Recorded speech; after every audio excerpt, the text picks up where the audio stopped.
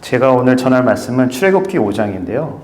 왜 출애굽기 5장이냐면 제가 청년들한테 지금 출애굽기를 1장부터 쭉 전하고 있어요. 근데 5장을 최근에 전했어서 그나마 가장 잘 묵상되어 있는 말씀을 함께 좀 나누고자 하는 마음으로 가지고 왔습니다. 오늘 5장 말씀을 사실 전체를 다 보기를 원하는데 말씀 본문은 이제 3절로 줄여져 있어요. 그래서 5장을 들어가기 전에 간단하게 3장과 4장에 어떤 일이 있었는지 말씀을 드려야 오늘 내용들이 좀 이해가 될 것 같아서 간단하게 말씀드리고 오늘 5장을 읽도록 하겠습니다. 3장에서는 하나님이 모세에게 나타나시죠. 여러분도 잘 알고 계시는 그 버닝 부시, 하나님이 타지 않는 그 떨기나무에서 하나님이 나타나셔서 모세를 부르세요. 모세를 부르시고 내가 하나님임을 나타내시고 너가 해야 될 일을 이제 알리시죠.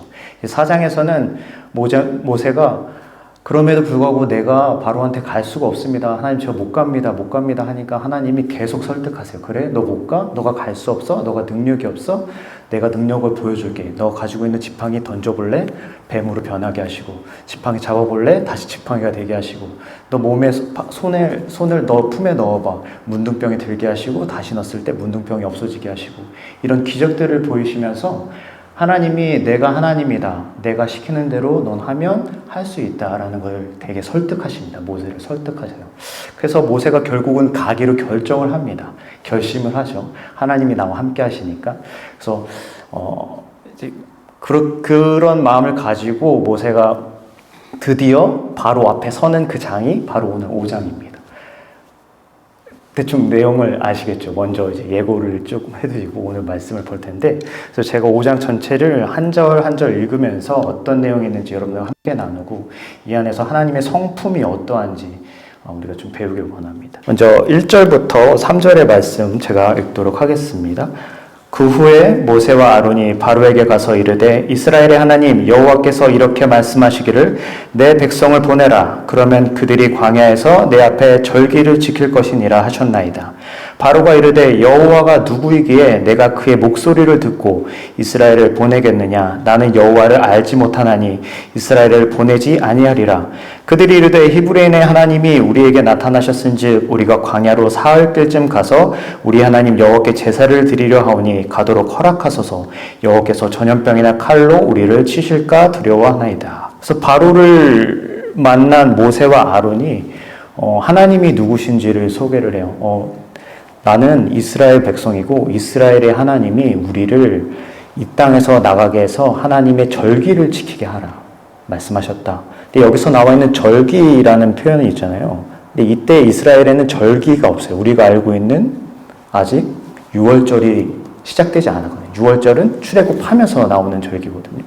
6월절이 시작되지 않았고 오순절이 있지 않고 칠칠절이 있지 않고 맥추절이 아직 있지 않는 상태예요. 그래서 절기라는 여기 있는 표현은 사실은 하나님께 드리는 제사를 표현하는 얘기거든요. 그래서 3절에 똑같이 얘기하죠. 3절에서 여호와께 제사를 드리려 하오니라는 표현이 되어 있죠. 그것처럼 하나님께서 얘기하시는 여기 성경에 나와 있는 절기라는 표현 대신 제사라는 표현을 더 여러분들이 묵상하시면 좋아요. 근데 하나님께 드리는 이 제사는 우리가 오늘 드리는 그냥 단순한 이 예배의 형태가 아니라 정말 하나님께 드리는 희생의 제사를 포함한 걸 얘기하고 있습니다. 그래서 영어 성경에는 sacrifice, 정확히 희생이라는 표현으로 표현되어 있거든요. 하나님께 나아가서 희생의 제사를 드림으로 나의 영혼의 죄를 씻고 하나님께 나의 영혼을 다시 올려드립니다. 이 마음이 표현되어 있는 거예요. 하나님은 이제 그거를 원하시는 거죠. 그것 때문에 나의 백성을 데리고 이 애굽 땅에서 나와라 이렇게 얘기하고 계신 겁니다. 근데 이 내용이 앞으로 어떻게 발전되는지 한번 보도록 하겠습니다. 근데 이제 바로가 이제 명령을 합니다. 4절부터 읽도록 하겠습니다. 애굽 왕이 그들에게 이르되 모세와 아론아 너희가 어찌하여 백성의 노역을 쉬게 하려느냐. 가서 너희의 노역이나 하라.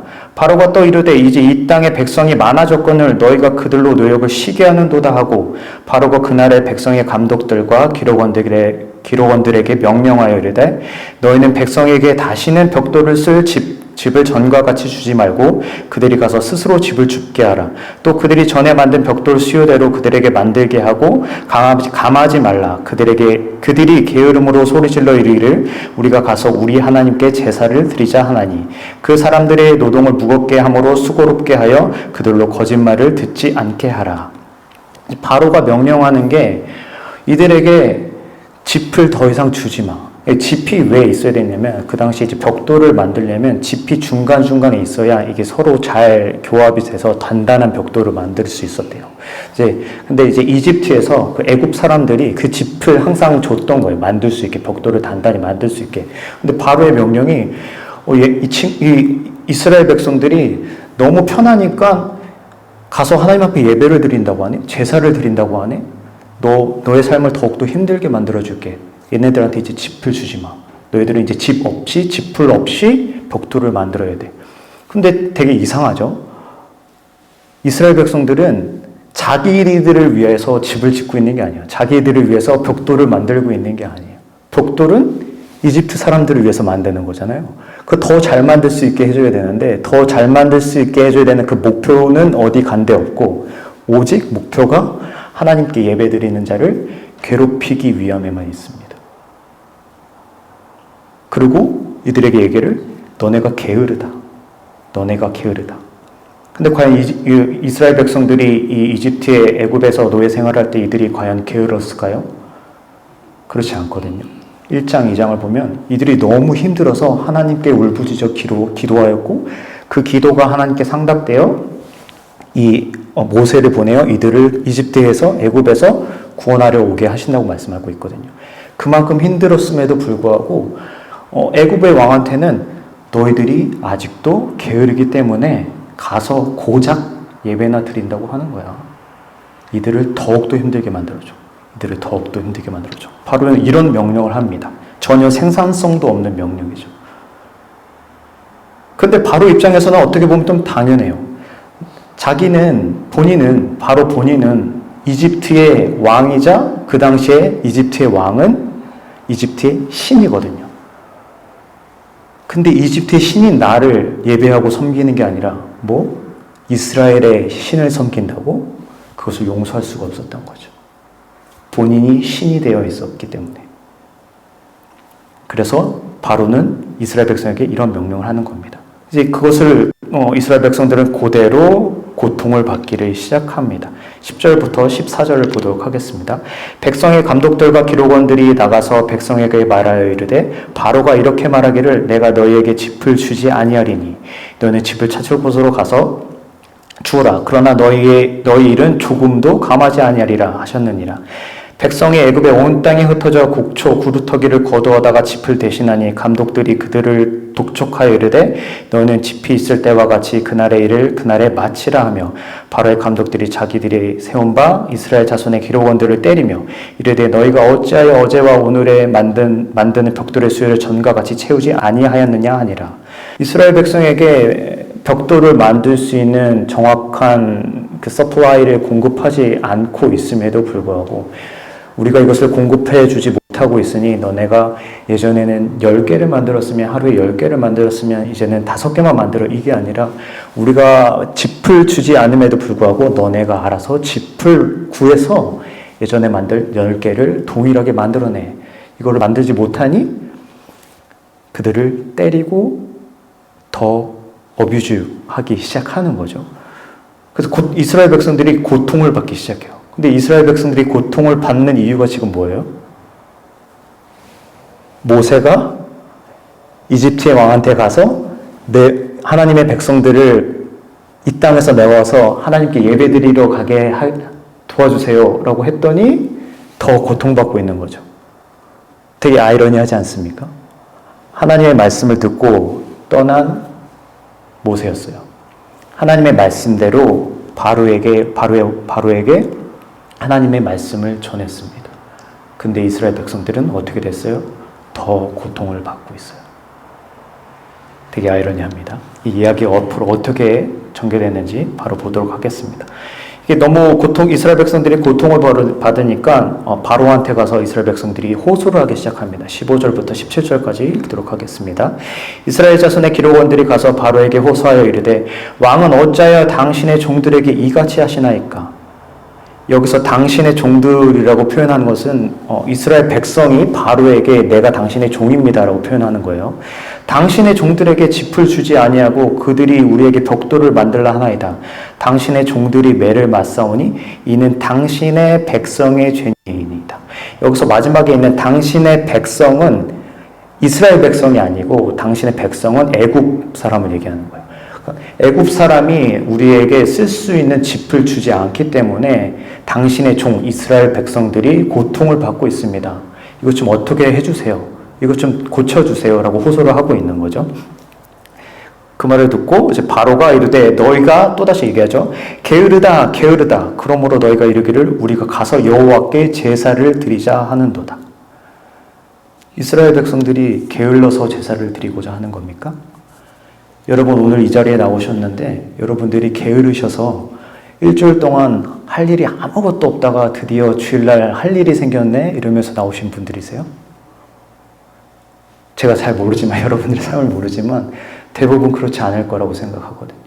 세상 가운데서 열심히 살다가 하나님 만나는 이 시간이 됐을 때 우리 삶의 무거운 짐들을 놓고 하나님께 나왔을 거라고 생각하거든요. 근데 하나님을 알지 못하는 바로한테는 너네가 게으르다. 게으르다. 너네가 게으르기 때문에 가서 하나님을 섬긴다고 하는 거 아니니? 때로는 세상은 그리스도인들을 그렇게 손가락질합니다. 너 그 하나님 섬겼더니 잘 되는 거 있어? 너 매주 그렇게 주일날 남들 다 놀러 갈 때 놀러 가지 못하고 남들 편히 늦잠 잘 때 늦잠 자지 못하고 그렇게 하나님 섬긴다고 하면서 너 몸은 건강하니? 가고 싶은 대학은 갔어? 가고 싶은 직장은 갔어? 받고 싶은 연봉은 받았니? 사고 싶은 집은 샀니? 이러면서 우리 그리스도인들을 손가락질 할 때가 많죠. 근데 그들에겐 너무나 당연한 거예요. 왜? 하나님이 누군지 모르기 때문에. 하나님이 누군지 모르면 하나님을 이해할 수가 없어요. 하나님이 어떻게 일하시는 분이신지 모르면 하나님이 이해되지 않습니다. 우리 삶에 그냥 고통만 있을 뿐이에요. 나는 이렇게 고통스러운데 하나님 어디 계시죠? 하나님 좋으신 하나님이시라면서요. 하나님 모든 것 하실 수 있는 하나님이시라면서요. 제 삶에 어디 계신 거죠? 언제쯤 저는 발 쭉 뻗고 편하게 자며 편하게 사는 삶 살 수 있습니까? 우리 모두의 때로는 그런 고백을 하면서 지나지 않았을까 생각이 됩니다. 왜? 우리가 하나님을 잘 모르기 때문에. 하나님이 어떻게 일하시는지 잘 모르기 때문에. 이스라엘 자손의 반응이 정확히 똑같아요. 하나님을 모르는 바로나 이스라엘 자손이나 반응이 똑같습니다. 18절부터 21절까지 읽도록 하겠습니다. 이제 가서 일하라. 짚은 너에게 주지 않을지라도 벽돌은 너희가 수량대로 바칠지니라. 기록하는 일을 맡은 이스라엘 자손들이 너희가 매일 만드는 벽돌을 조금도 감하지 못하리라 함을 듣고 화가 몸에 미친 줄 알고 그들이 바로를 떠나 나올 때에 모세와 아론이 길에 서 있는 것을 보고 그들에게 이르되 너희가 우리를 바로의 눈과 그의 신하의 눈에 미운 것이 되게 하고 그들의 손에 칼을 주어 우리를 죽이게 하는도다. 여호와는 너희를 살피시고 판단하시기를 원하노라. 이스라엘 자손 중에 이스라엘 백성들을 관리하는 관원이 있는데 이제 그 관원이 바로한테 가서 호소를 했더니 바로가 화를 내는 것을 보고 자기 백성들이 화를 입은 것을 이제 아는 거죠. 아, 바로가 화가 많이 났구나. 이게 우리한테 절대 득이 되지 않는구나. 좀 깨달은 거죠. 그러고 이제 나오고 있는데 아론과 모세를 만났어요. 아론과 모세를 만나서 이제 그들에게 이제 불평을 하기 시작하는 겁니다. 우리 백성들이 너희가 애굽의 왕 바로에게 가서 한 이야기 때문에 나의 삶이 더 고통스러워졌다. 근데 5장에서는 이렇게 시작하지만 4장 말 끝에 보면은 모세가 하나님한테 받은 모든 이적과 기사들을 행했을 때 이스라엘 백성들은 그 이적과 기사를 보고 하나님 앞에 예배드렸다고 하면서 사장이 끝나거든요. 그 모든 기적과 이사, 하나님이 하시겠다는 그 언약의 말씀을 들었음에도 불구하고 이렇게 힘들고 어려워지자 그 하나님의 언약의 말씀과 기적과 이사는 생각나지도 않고 오히려 하나님의 이름을 가지고 모세와 아론을 저주합니다. 뭐라고 저주해요? 여호와는 너희를 살피시고 판단하시기를 원하노라. 이런 저주를 합니다. 제가 이 18절부터 21절을 보면서 굉장히 많은 반성을 하게 됐어요. 제 나이가 올해 41살인데요. 대부분의 시간들을 그리스도인으로 살았습니다. 중학교 때부터 찬양팀을 섬겼고 전도사가 될 때까지도 찬양팀을 섬겼고 전도사가 되는 이 시간에도 사실 찬양팀을 섬기고 제가 지금 사노스에 있었더라면 열심히 찬양을 인도하고 있을 시간이에요. 그럼에도 불구하고 제 삶에 내가 봤을 때 하나님의 일과 하나님의 방법대로 일하지 않는다라고 생각하는 사람들을 때로는 굉장히 많이 손가락질하면서 살았습니다. 나의 생각대로, 나의 판단대로 저것은 하나님이 하는 일이 아니야. 저거는 잘못된 일이야. 너무나 쉽게 사람을 판단하고 나 스스로는 너무나 의로운 척하면서 남들을 판단하고 질 때가 너무나 많았어요. 아직도 그런 모습이 100% 없어졌다고 얘기하진 못하겠죠, 당연히. 죄인인 인생으로서 영원히 주님께 가는 그날까지 그런 모습을 살 수밖에 없을 텐데 때로는 내가 나의 방법과 나의 생각과 다른 교회의 일들이 벌어졌을 때 교회의 리더들을 손가락질할 때가 너무나 많았고 목사님의 말씀이 설교가 나의 생각과 반대된다고 생각했을 때 그 목사님을 손가락질하고 헐뜯을 때가 너무나 많았고 하나님이 어떻게 일하시는지는 관심 없고 내가 생각했을 때 옳지 않다 그러면 누군가 손가락질하는 거는 너무나 쉬웠던 제 자신을 좀 돌아보게 됐던 것 같아요. 근데 우리 하나님은 그러지 않으시잖아요. 우리 하나님이 만약에 하나님이 보시기에 우리의 삶이 잘못됐다, 옳지 못하다, 죄악이다 라고 했을 때 그것을 참지 아니하시고 우리에게 바로 형벌을 내리셨다면 지금 여기에 누가 있을 수 있을까요? 우리 하나님은 노하기를 더디하시고 은혜로우시고 자비하신 하나님이시잖아요. 우리는 그분의 자녀이지 않습니까? 때로는 우리가 울분을 터뜨려야 될 일들이 많이 있습니다. 기독교인으로서 지켜야 될 것들이 너무나 많을 때가 있어요. 그런 울분도 필요합니다. 그래서 예수님도 성전에서 성전을 뒤집고 화를 내시기도 하셨죠. 근데 대부분의 교회에서 일어나는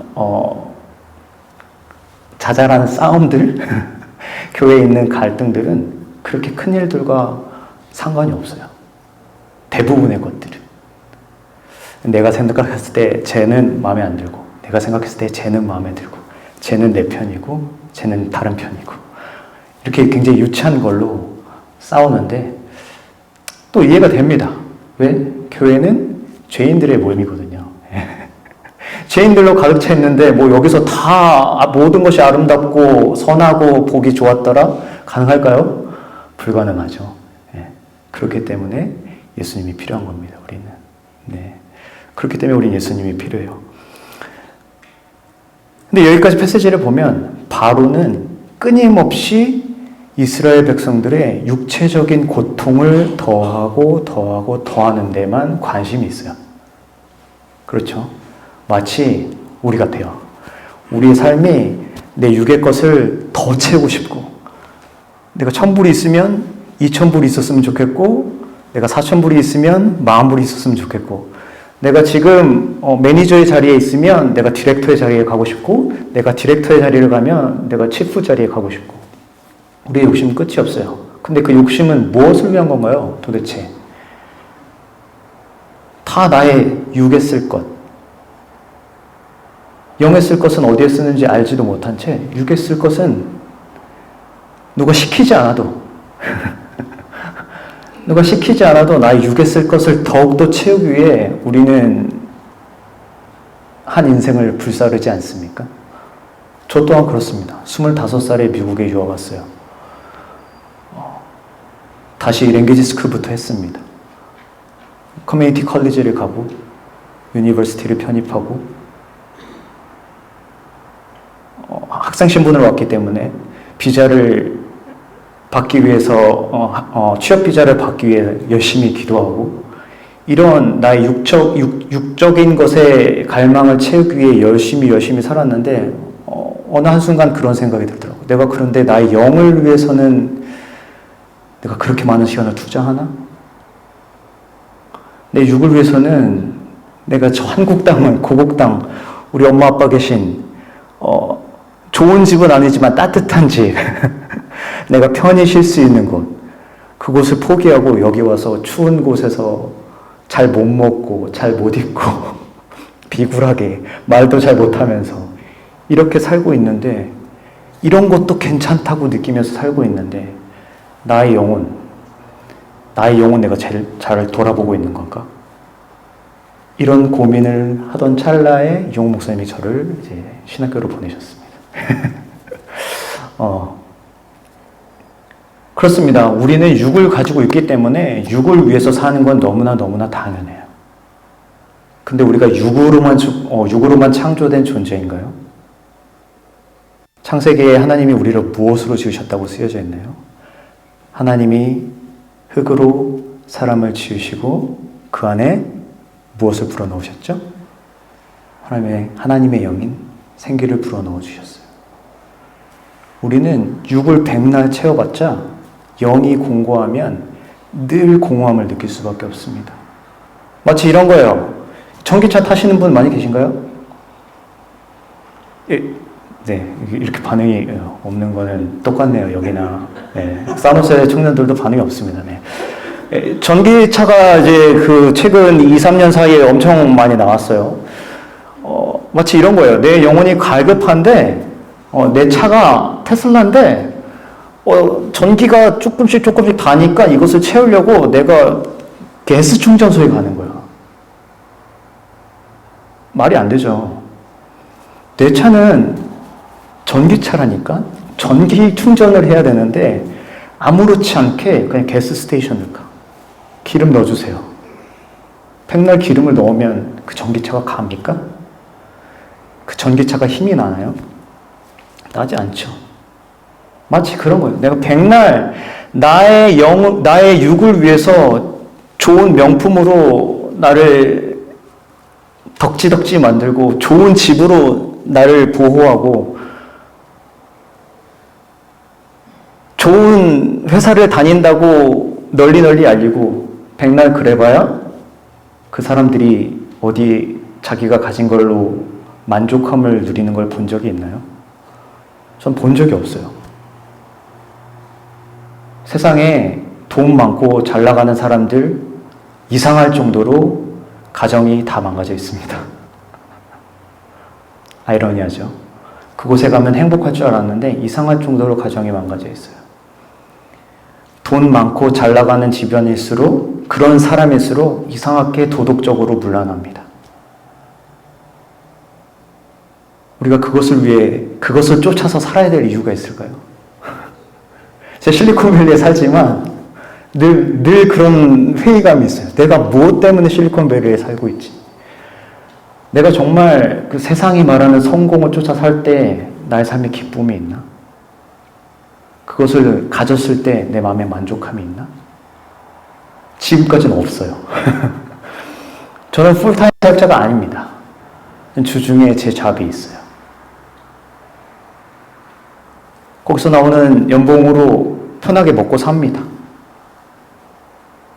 근데 그것이 제 영혼을 만족시켜주지 못해요. 왜? 나의 영은 하나님의 것으로 만들어져 있거든요.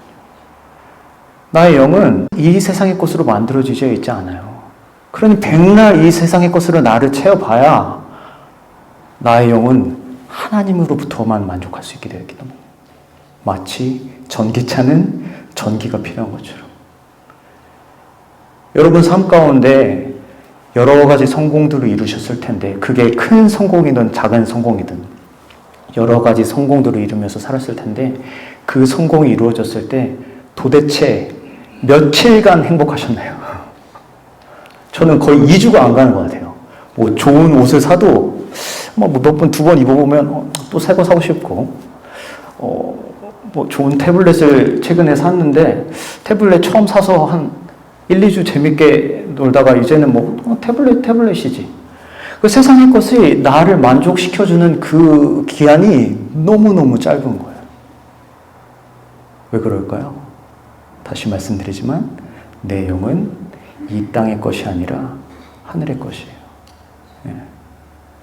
하늘의 것을 내가 갈망하지 못하고 하늘의 것으로 채우지 못하면 백날 육을 위해 살아봤자 이 세상 아무것도 없습니다.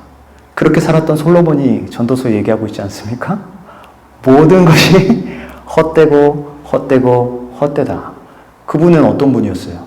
그 당시 최고 부자, 최고 지혜롭고 최고 여자도 많고 그런 사람이었어요. 그냥 끝에 있는 거죠. 지금으로 따지면 뭐 애플의 사장, 메타, 페이스북의 사장, 구글의 사장 이런 사람들이었을 거예요. 그 끝에 가봤더니 내 인생이 허무하다. 모든 것이 헛되도다. 그는 깨달은 거예요. 이 세상의 것으로 나를 만족할 수 있는 것이 없구나. 바로는 그렇지만 우리에게 끝까지 뭘 요구해? 육체의 노동만을 요구합니다. 육체의 것을 채워. 내가 쓸 육체의 것을 채워. 너의 육체를 내가 더 고통스럽게 만들 거야. 그런데 우리 하나님은 그렇지 않죠. 하나님이 너의 육으로 나를 예배하라 이렇게 얘기하셨나요? 그런 적 없으세요. 요한복음 4장에 보면 하나님은 영이시니 예배하는 자가 신령과 진령으로 예배하지니라. 정확히 상반되지 않습니까? 모세는 이스라엘 백성들을 데리고 하나님께 제사를 드리고자 했습니다. 영이신 하나님께 예배를 드리고자 했던 거예요. 반대로 바로는 아니 그거 하지 말고 네 육에 필요한 거 내가 고기 줄게 내가 물 줄게 그러니 네 육에 쓸 것 네 육이 고통받는 그것을 해.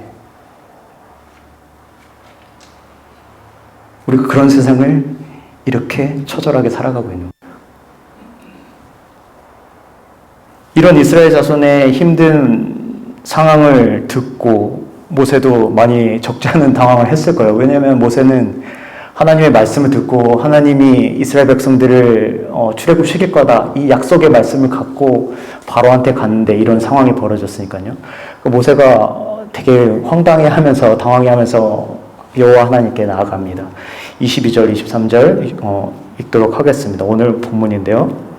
모세가 여호와께 돌아와서 이르되 주여 어찌하여 이 백성이 학대를 당하게 하셨나이까? 어찌하여 나를 보내셨나이까? 할만하죠. 모세가 충분히 할만한 얘기예요.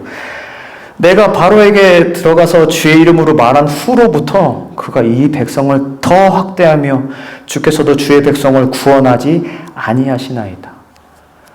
이스라엘 백성이나 모세나 바로나 다 똑같아. 하나님 어떻게 일하시는지를 몰라.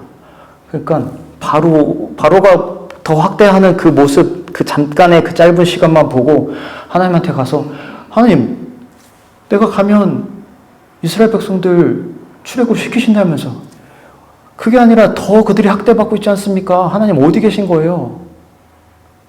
하나님 약속은 어디 있는 겁니까? 근데 모세는 이미 알아요. 하나님이 이미 3장과 4장을 통해서 내가 모세의 마음을 완악하게 하여 그가 이스라엘 백성들을 결단코 쉽게 보내지 않는다고 말씀하고 있거든요. 이미 알아. 모세는 그것을 이미 들었어. 하나님을 통해서. 들었음에도 불구하고 이걸 참지 못하고 가서 여호와 하나님께 이렇게 호소를 하고 있습니다. 주의 이름으로 말한 후로부터 그가 이 백성을 더 학대합니다. 하나님의 이름으로 내가 얘기했는데 아무것도 달라지는 게 없어요. 더 학대받고 있어요. 어떻게 합니까? 5장이 이렇게 끝났으면 참 슬펐을 텐데 다행히 6장 1절에 바로 하나님이 응답을 하시더라고요. 6장 1절 읽도록 하겠습니다. 여호와께서 모세에게 이르시되 이제 내가 바로에게 하는 일을 내가 보리라. 강한 손으로 말미암아 바로가 그들을 보내리라. 강한 손으로 말미암아 바로가 그들을 그의 땅에서 쫓아내리라. 아멘. 하나님은 우리의 시간대로 움직이지 않습니다. 하나님이 우리의 시간대로 움직였다고 생각해 보십시오. 여러분 인생에 뭐 좋은 게 있었을까요? 여러분 하나님보다 지혜로우십니까? 여러분 하나님보다 완벽하세요? 나의 삶의 주인이 내가 아닌 것에 당연함이 있는 거예요. 나의 삶의 주인이 내가 아닌 것에 감사함이 있는 거라니까요. 나의 삶이 내 마음대로 사라졌다라고 한다면 우리가 지금 어디 있을까요? 나의 삶이 다행히도 나를 창조하신 여호와 하나님 앞에 잡혀있기 때문에 우리가 세상 가운데서 고아나 과부처럼 사는 게 아니라 하나님 안에서 하나님의 자녀답게 하나님의 신부답게 사는 거 아닙니까? 세상은 근데 그렇게 얘기하잖아요. 너 과부로 살아, 고아로 살아. 대신 너 육에 쓸 거 다 줄게. 아이들이 제일 무서운 게 뭔지 아세요? 부모가 없는 겁니다. 그들이 왜 울죠? 자고 일어나면 왜 울죠? 아무 일들이 벌어지지 않는데 왜 울죠? 엄마가 안 보이니까. 근데 아이들이 집안 사정이 안 좋고 뭐가 없고 뭐가 없어도 아이들은 엄마랑 아빠만 있으면 마음이 평안해요. 우리가 그렇게 세상 가운데 고아되게 하나님이 버려주신 게 아니라 나의 삶을 온전히 그가 주관하여 주셔서 하나님의 시간대로 하나님의 계획대로 한 걸음 한 걸음 한 걸음 인도하셔서 오늘 우리가 이 자리에 있는 거라고 확신합니다. 5장 말씀 전체를 보면 이런 생각을 하게 되더라고요. 하나님인가? 이게 사탄인가? 하나님의 이름으로 가서 내가 말씀을 전했는데 온통 나는 고통 가운데만 있고 내가 믿는 분이 하나님이야? 사탄이야? 이게 하나님이 하시는 거야? 아니면 마귀의 계략이야? 그래서 제 제목이 God or Evil. 이것이 과연 하나님이 하시는 건가? 아니면 마귀의 계략인가? 우리는 그 싸움 가운데 늘 있기 마련입니다. 왜? 우리 삶 가운데 늘 평안함만 있지 않기 때문이에요. 여러분 삶이 늘 평안하십니까? 그렇지 않기를 축복합니다. 왜? 하나님의 백성들의 삶은 그런 삶이 없어요. 성경에 그런 사람 봤어요? 보신 분 있으십니까? 하나님 마음에 합한 다윗의 삶이 어떻죠? 맨날 누가 쫓아오잖아. 죽이려고. 하나님 이스라엘 백성들 애굽에서 이끌어내신 후에 하신 일이 무엇입니까? 40년을 광야를 돌리세요. 아니 그 힘든 백성들, 애굽에서 종살이하던 그 힘든 백성들 좀 애굽에서 출애굽 시키셨으면 좀 편하게 있게 하시면 참 좋을 텐데 40년을 광야를 돌리셔. 약속의 땅에 들어가. 약속의 땅에 들어갔더니 어때요? 잘 먹고 잘 삽니까? 백날 전쟁해야 돼. 하나님의 백성들이 이렇다니까요. 여러분 삶이 어떻겠어요? 뻔할 뻔짜죠. 뻔할 뻔짜. 근데 우리에게 소망이 있는 건 뭔지 아십니까? 그 끝에, 우리 삶의 끝에 하나님이 무엇을 약속하셨어요? 구원을 약속하고 계신 거예요. 마치 이스라엘 백성들이 지금 이 5장에서 힘들고 이 힘든 시기를 지내고 있는데 6장 1절에서 드디어 하나님께서 내가 어떻게 할 건지 보여줄게. 바로가 너를 그냥 보내는 것뿐만 아니라 너는 이제 보기도 싫어. 너를 쫓아낼 거야. 하나님이시기에 하나님이 하시는 방법을 우리는 약속으로 받았어요. 요한계시록은 이미 완성되어 있습니다. 우리 눈에는 그것이 미래에 있지만 하나님의 시각에는 이미 완성되어져 있다고요. 그렇기 때문에 우리는 이미 구원을 받은 자로 살아가고 있는 거 아닙니까? 여러분, 오늘의 삶 가운데 힘들고 어려운 삶을 살고 계신 분들 분명히 있으실 텐데 너무 염려하고 걱정하지 마세요. 여호와는 나의 목자시니 내게 부족함이 없으리로다. 다윗이 편할 때 그 시를 써서요? 아니죠. 똑같은 겁니다. 우리가 그 고백을 할 수 있는 이유는 나의 믿음이 좋아서가 아니야. 결단코 나의 믿음이 좋아서가 아니라 하나님이 이미 그렇게 하시겠다고 성경에 약속하셨기 때문입니다. 우리가 결국 어디로 가요? 그가 나를 푸른 초장과 쉴만한 물가로 인도하시는도다. 그리스도인으로 살면서 최대 장점, 유일한 장점, 제가 생각했을 때는 저는 유일한 장점이라고 생각해요. 다른 거는 세상이랑 똑같아. 너무 힘들고, 너무 아프고, 너무 복잡하고, 인간관계도 너무 쉽지 않고, 다 똑같은데 유일한 장점 하나, 내가 어디로 가는지 알아. 세상 사람들은 어디로 가는지 몰라요. 돈 많으면 괜찮은 줄 알고, 건강하면 괜찮은 줄 아는데, 그들이 어디로 가는지 몰라. 마치 비행기를 탔는데 항공권에 그 도착점이 없어. 제가 오늘 산호세에서 비행기 타고 왔거든요. 제 티켓에는 산호세 투 타코마 정확히 어디에 도착하는지가 적혀져 있었거든요. 근데 만약에 내가 항공권을 딱 봤는데 산호세 출발했어. Departure 산호세 했는데 Arrival이 empty라고 생각해 보십시오. 제 마음이 어땠을까요? 생각만 해도 섬뜩하지 않을까요? 비행기가 떴는데 어디로 가는지 몰라. 기름이 얼마나 남아있는지도 몰라. 근데 비행기가 떴는데 내가 산호세에 출발해서 오늘 시애틀에 올 거래. 2시간 10분 뒤면. 그러면 오는 도중에 비행기에서 냄새나고 비행기가 조금해서 흔들리고 오늘 내가 먹을 수 없는 음식이 나온다고 한들 제가 그것 때문에 불안해할까요? 전혀 불안하지 않습니다. 왜? 나는 내가 가는 곳을 알아. 2시간 10분 뒤면 우리 사랑하는 이용 목사님 만날 거고 부족하지만 이 자리에 나와서 하나님을 예배할 거고 마치 그런 겁니다. 하나님이 우리의 삶을 잡고 있다는 건 그런 거예요. 내가 지금 힘들고 어려운 삶을 살지라도 두려워하지 않고 낙심하지 않는 것은 주께서 나와 항상 함께 하시나이다. 그런 하나님이 여러분을 사랑하십니다. 왠지는 모르겠어요. 왠지는 모르겠습니다. 왜 사랑하시는지 모르겠어요. 근데 그런 하나님이 여러분들을 끝까지 사랑하세요. 그런 하나님이 여러분들을 끝까지 참아주십니다. 내가 그 하나님 앞에 아들로 딸로 있음이 감사하지 않으십니까? 그 하나만으로도 오늘 우리가 예배드리는 것은 너무나 감격스러운 일이 아닐 수 없을 것입니다. 제가 오늘 드리고 싶은 이 짧은 설교는 여기까지인데요. 제가 비행기 오면서 하나님께 기도를 했습니다. 하나님,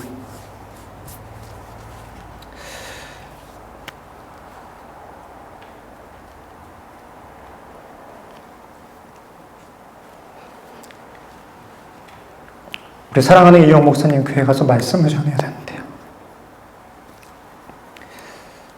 그들을 어떻게 위로할 수 있을까요? 하나님 어떻게 일하시는지 제가 감히 이 미련한 제가 어떻게 전할 수 있을까요? 하나님 저를 그렇게 위로하시더라고요. 너가 하는 거 아니야 임마.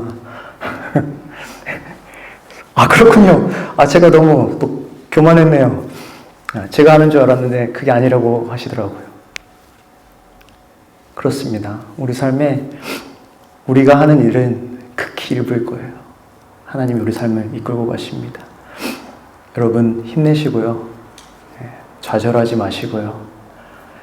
하나님이 지금 살게 하시는 그 순간순간에 늘 감사하시면서 여러분이 계신 곳에서 하나님을 예배하는 예배자로 사시기를 축복드립니다.